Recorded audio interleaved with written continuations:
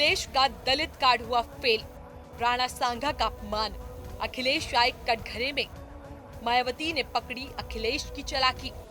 सपा सांसद का बयान, अखिलेश की सियासत बेनकाब। नमस्कार, आप देख रहे हैं जनतंत्र टीवी और आपके साथ मैं चेष्टा नागर। सोचिए, कोई वीर योद्धा जिसने अपना पूरा जीवन युद्ध भूमि में देश और धर्म की रक्षा में बिता दिया, जो अपने शौर्य और बलिदान के लिए इतिहास में अमर हो गया, उसके बारे में कोई ये कहे कि वो गद्दार था। क्या ये संभव है? लेकिन हुआ कुछ यूं ही, और वो भी देश की संसद में। अब जरा रुकिए, बात वीर योद्धा की हो रही थी, लेकिन अब अचानक इस मामले में राजनीतिक घुसाई है। दलित कार्ड खेला जाने लग गया है और देखते ही देखते ये पूरा मामला ही बदल गया। हम बात कर रहे हैं समाजवादी पार्टी के सांसद रामजी लाल सुमन के बयान की, जिन्होंने संसद में राणा सांघा को गद्दार कहकर पूरे देश को चौंका दिया। इस बयान पर देश भर में हंगामा मच गया।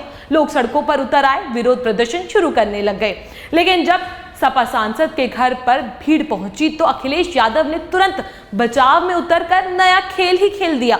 उन्होंने इसे दलित बनाम राजपूत का रंग देने की कोशिश भी कर दी, मगर इस बार उनकी राजनीति इतनी आसान नहीं है, क्योंकि मायावती ने इस चालाकी को तुरंत भांप लिया और अखिलेश यादव को उन्हीं के अंदाज में जवाब भी दे दिया। तो चलिए अब आपको बताते हैं उन्होंने क्या कहा और क्या है पूरा माजरा।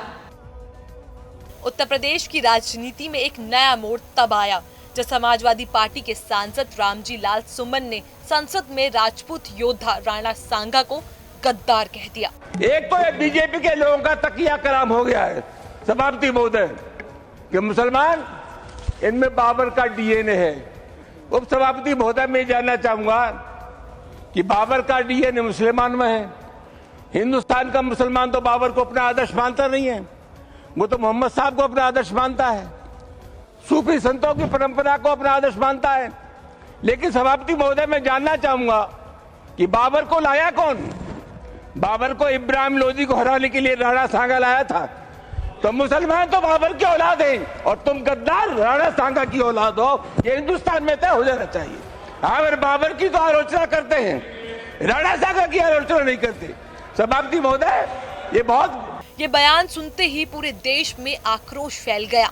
राजपूत समाज ने इस बयान का पुरजोर विरोध किया और सांसद के घर के बाहर प्रदर्शन तक कर दिया। लेकिन इस पूरे मामले में सबसे ज्यादा चौंकाने वाली बात थी अखिलेश यादव का रवैया।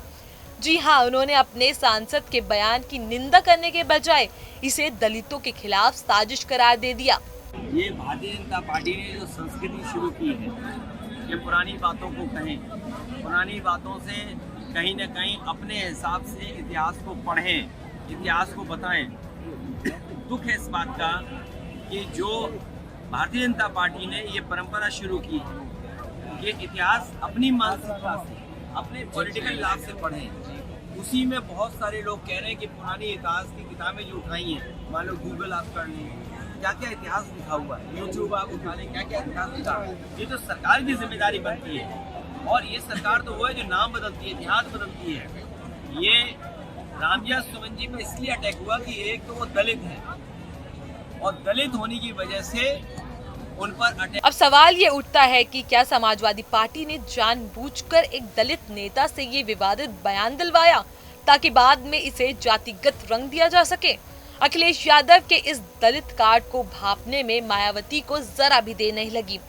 उन्होंने सपा प्रमुख को आड़े हाथों लेते हुए कहा कि सपा अपने राजनीतिक लाभ के लिए अपने दलित नेताओं को आगे करके जो घिनौनी राजनीति कर रही है, अर्थात उनको नुकसान पहुंचाने में लगी है, यह उचित नहीं है। दलित को इनके सभी हथकंडों से सावधान रहना चाहिए। सपा को अपने स्वार्थ में किसी भी समुदाय का अपमान करना ठीक नहीं। तो अब जनता पूछ रही है कि अगर ये सिर्फ एक बयान का मामला था तो अखिलेश यादव ने अपने सांसद के खिलाफ कार्रवाई क्यों नहीं की? उनके पास कई यादव सांसद हैं, तो फिर उन्होंने एक दलित सांसद से ही राणा सांघा के खिलाफ बयान क्यों दिलवाया? क्या ये एक सोची समझी साजिश थी? सपा सांसद रामजी लाल सुमन के बयान ने न सिर्फ राजपूत समाज को नाराज किया, बल्कि दलित समाज को भी गुस्से में ला दिया। अब अखिलेश यादव एक तरफ दलितों की नाराजगी झेल रहे हैं, तो दूसरी तरफ राजपूत समाज का आक्रोश अलग से ही बढ़ता जा रहा है। तो सवाल यह है कि क्या समाजवादी पार्टी अब जातिगत राजनीति के बिना आगे नहीं बढ़ सकती? क्या अखिलेश यादव ने एक सोची समझी रणनीति के तहत इस बयान को हवा दे दी है? और अगर नहीं तो फिर उन्होंने अपने सांसद पर कार्रवाई क्यों नहीं की? सवाल ये भी है कि क्या उत्तर प्रदेश की राजनीति में अब सिर्फ जातियों के नाम पर खेल खेला जा रहा है या फिर असली मुद्दा अभी भी बाकी है और चर्चाओं में आना? इस पर आपकी क्या है राय? हमें कमेंट सेक्शन में जरूर बताएं। जानकारी अच्छी लगी तो इसको लाइक करें, शेयर जरूर करें।